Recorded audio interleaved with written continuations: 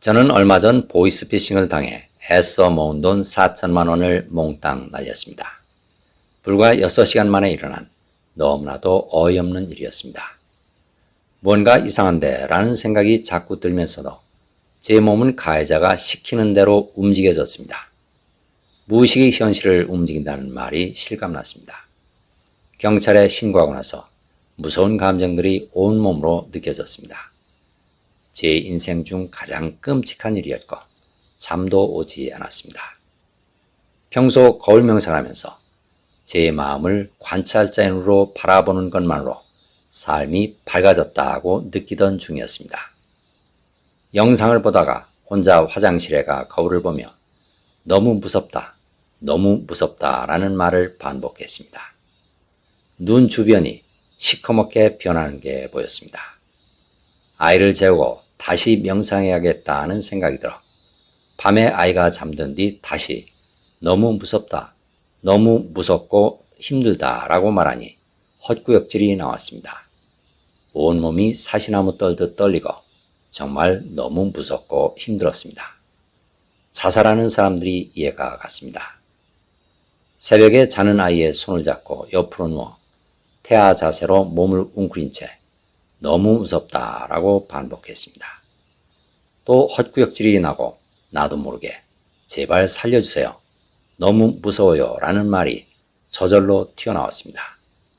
제가 의식적으로 하는 말과 달라서 깜짝 놀랐습니다. 어머니가 저를 낳기 전 낙태한 남자아이가 있다고 했던 말이 떠올랐습니다. 그래서 이틀 뒤 어머니를 만나 다시 물어보니 심장에 문제가 생겨서 낙태한 남자아이가 있었다고 했습니다. 어머니에게 그 아이를 위해 기도를 해달라고 부탁했습니다. 어머니는 기도하고 나서 반 시간 정도 배가 너무 아팠는데 그 남자아이로 느껴졌다고 합니다. 제 안에 무서움에 떠는 남자아이가 억눌려 있다가 보이스피싱이라는 무서운 영화를 만들어냈던 걸까요? 만일 내가 그 남자아이였다면 나는 낙태되는 순간 어떤 감정을 느꼈을까요? 엄청난 죽음의 공포와 함께 내 목숨을 빼앗긴 데 대한 깊은 원망을 느꼈을 것입니다. 하지만 어머니는 그 감정들을 억눌러놓고 살았습니다. 자신의 아픔을 이해받지 못한 그 아이는 나를 찾아왔습니다. 거울 명상을 하는 나만큼은 목숨을 빼앗긴 자신의 아픔을 이해해 줄 수 있을 것이라 느꼈던 것입니다. 보이스피싱으로 돈을 빼앗긴 상황을 되돌아보면 어디서 떠오릅니까? 텅 빈 내 마음속에서 떠오릅니다. 텅 빈 마음속에서 왜 무서운 영화가 떠오를까요? 어머니와 내가 낙태된 아이의 무서움을 가둬놓고 살아왔기 때문입니다. 그 무서움을 가둬놓고 살아가면 세상을 텅 빈 마음으로 바라보지 못하고 무서움의 눈으로 바라보며 무서움 속에서 살아가게 됩니다. 그래서 텅 빈 근원의 마음이 무서운 영화를 만들어 무서움에 떠는 아이의 존재를 알아차리도록 해준 것입니다. 만일 내가 무서움을 계속 억눌러놓고 살아간다면 나는 앞으로 어떤 영화 속에서 살아갈까요? 점점 더 무서운 영화 속에서 살아갈 것입니다. 저는 3년 전까지 많은 나라를 돌아다니다가 독일에 정착해 운 좋게 한국 회사에 취직했습니다. 하지만 상사는 매일 이유 없이 소리를 지르거나 폭언을 했고 저는 아예 출근길에 사고를 당해 출근을 못 해버렸으면 좋겠다는 극단적인 생각까지 들기도 했습니다. 남친도 역시 상사처럼 화가 많고 폭언을 일삼았습니다. 그때 한 친구가 거울 명상을 알려주었지만 저는 거울을 보는 게 너무 무서워 핸드폰의 셀카 모드로 시작했습니다. 핸드폰 속의 제 모습은 너무나 슬퍼 보여 펑펑 울기 시작했습니다. 그러다가 한국에 계신 할머니가 위독하셔서 마음의 준비를 해야 한다는 얘기를 듣고 거울을 보며 명상을 시작했습니다.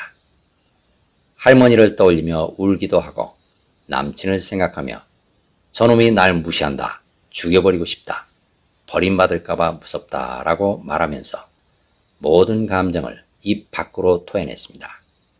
거울 속의 제 모습은 어두워지기도 하고 사라지기도 했습니다. 그렇게 며칠을 하다 보니 문득 제 위로 유산된 아이가 있었다는 엄마의 말이 떠올랐습니다. 저는 아이의 아픔을 느껴가며 대화했고 아픔이 풀려나가는 것을 느꼈습니다. 마음도 정말 편해졌습니다.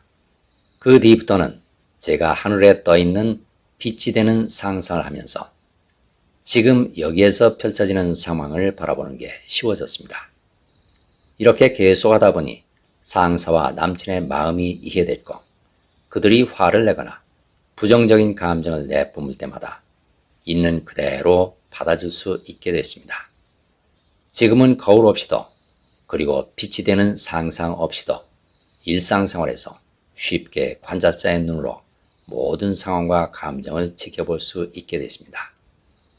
내 눈앞에 나타나는 모든 사람이나 상황이 나에게 깨달음을 주기 위한 선물이라고 생각하니 남친이나 상사들과의 사이도 급속도로 좋아졌습니다.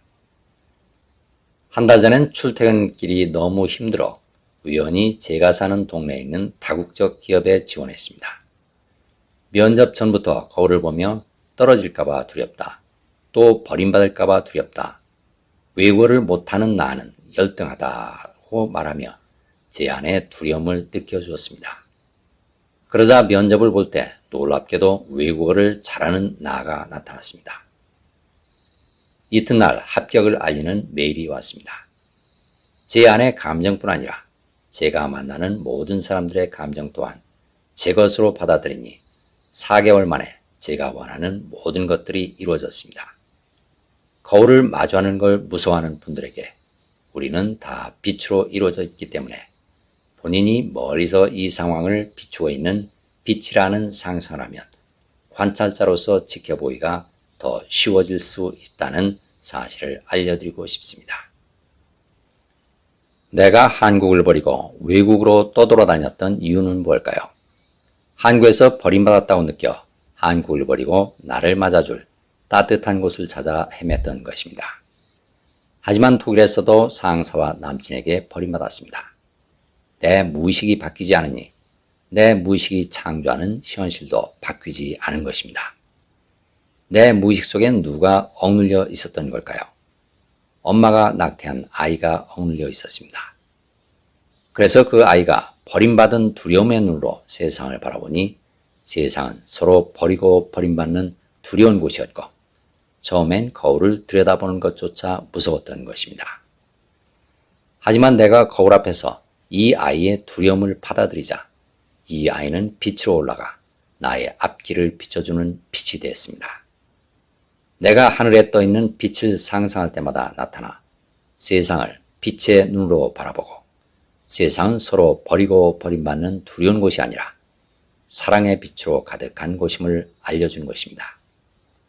이처럼 내가 두려움에 떠는 영혼을 억누르고 살면 나는 두려움의 눈으로 세상을 바라보고 두려움이 창조하는 인생 영화가 내 눈앞에 펼쳐집니다. 하지만 내가 두려움을 치유해주면 치유된 영혼은 빛의 세계로 올라가 사랑의 빛으로 창조하는 인생 영화가 펼쳐지도록 해줍니다. 덕분에 나는 불과 넉 달 만에 내가 원하는 모든 것을 이루었습니다. 이처럼 내가 내 감정을 억눌러 무의식에 가둬놓으면 내 감정은 나를 고통에 빠뜨리는 악마가 됩니다. 하지만 갇혀있던 악마를 받아들여 풀어주면 내 삶을 사랑의 빛으로 밝혀주는 천사가 됩니다. 작은 치유 사례도 많은 분들에게 큰 도움이 될 수 있습니다. 사례를 보내실 곳은 swkim1217@naver.com입니다. 감사합니다.